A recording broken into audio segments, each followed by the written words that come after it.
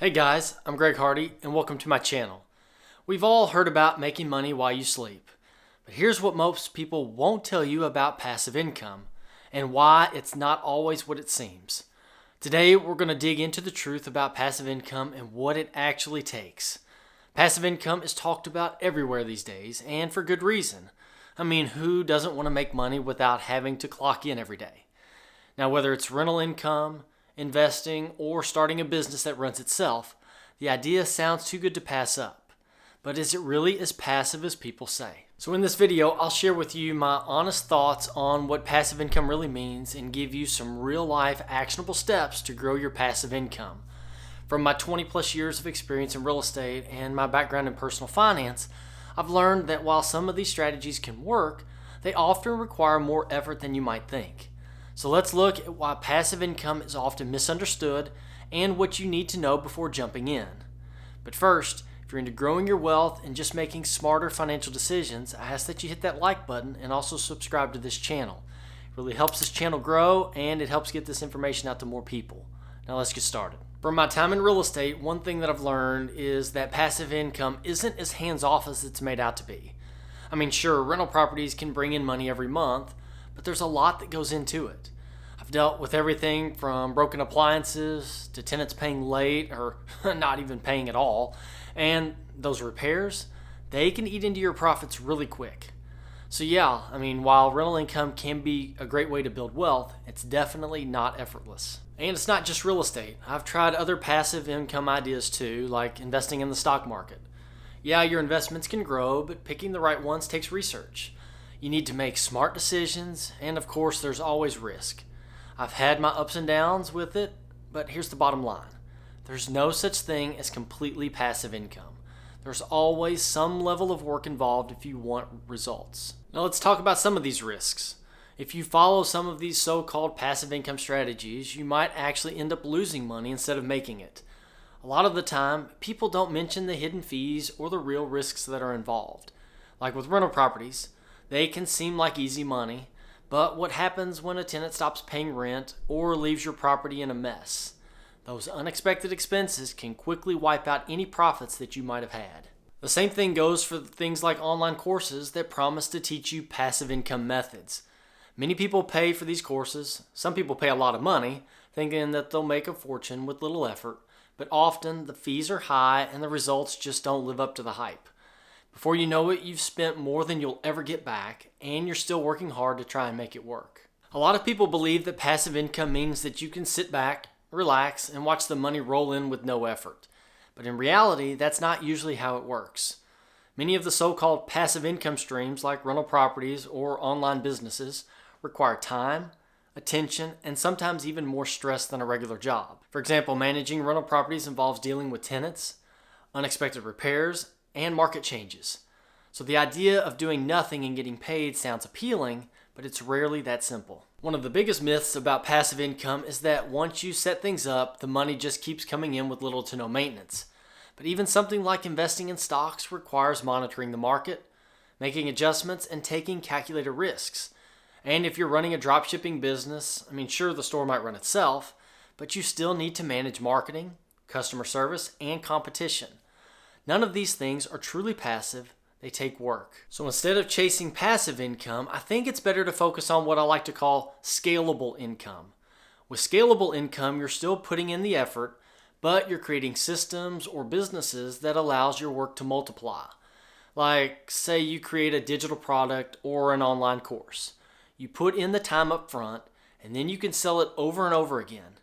It's all about amplifying your efforts, not eliminating them. To me, the key difference between passive income and scalable income is that scalable income acknowledges the work involved and focuses on building something that is sustainable. You're not just looking for a quick payout with little to no involvement. Instead, you're setting up systems that allows you to earn more over time without burning out. This shift in mindset can help you avoid the disappointment that often comes with chasing so-called passive income streams. A lot of people get excited about passive income strategies that they see online, but not all of them work the way that they're advertised. For example, real estate is often marketed as passive income, but in reality, it requires quite a bit of hands-on management. Even if you have a property manager like I do, you still need to deal with repairs, tenant turnover, and market changes. It's not completely hands-off, and it definitely requires some upfront work, like finding the right property and securing financing.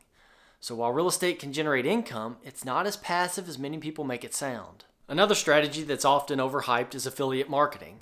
Many people think that they can just set up a blog or a social media page, promote some products, and watch the money come in.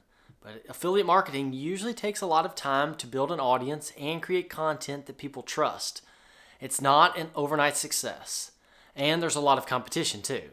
So if you're not willing to put in the work to grow your platform, affiliate marketing can feel more like a part-time job than passive income.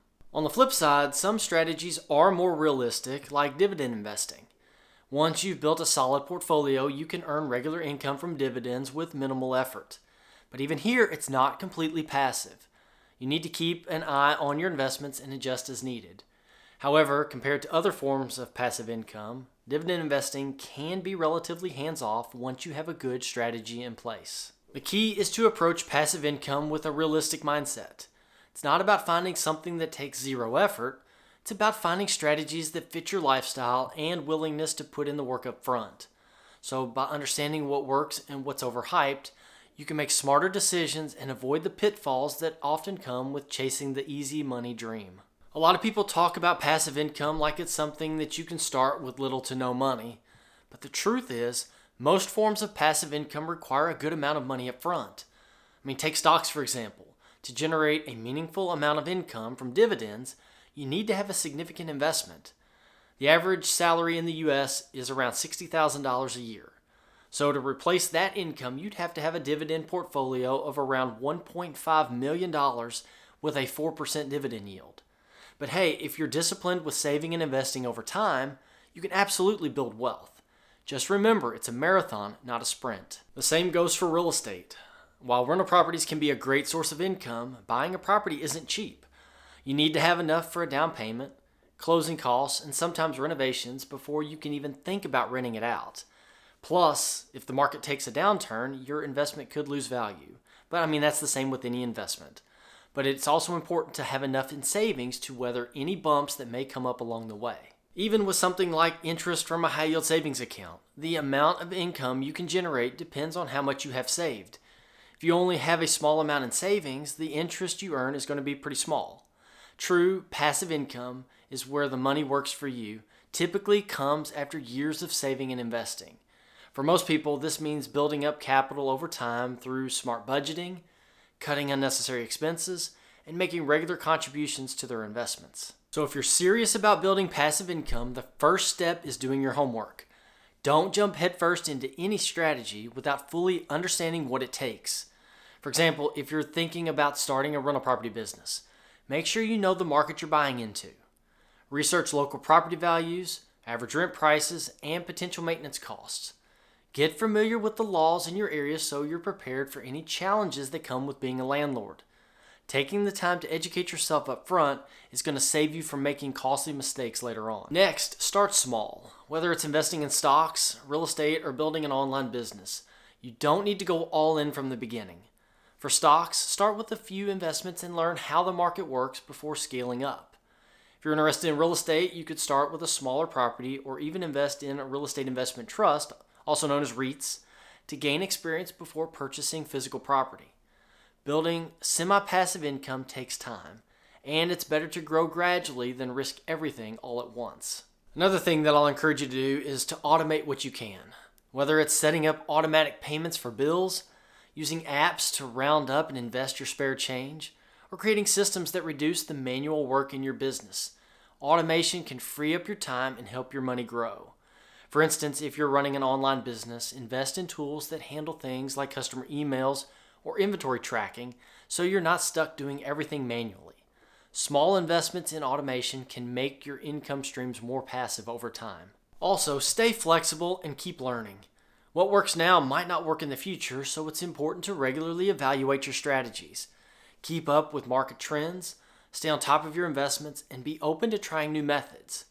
By staying adaptable, you'll have a better chance of building a sustainable, passive income that grows with you. So when people think about creating passive income, it's important to realize that it's not an overnight thing.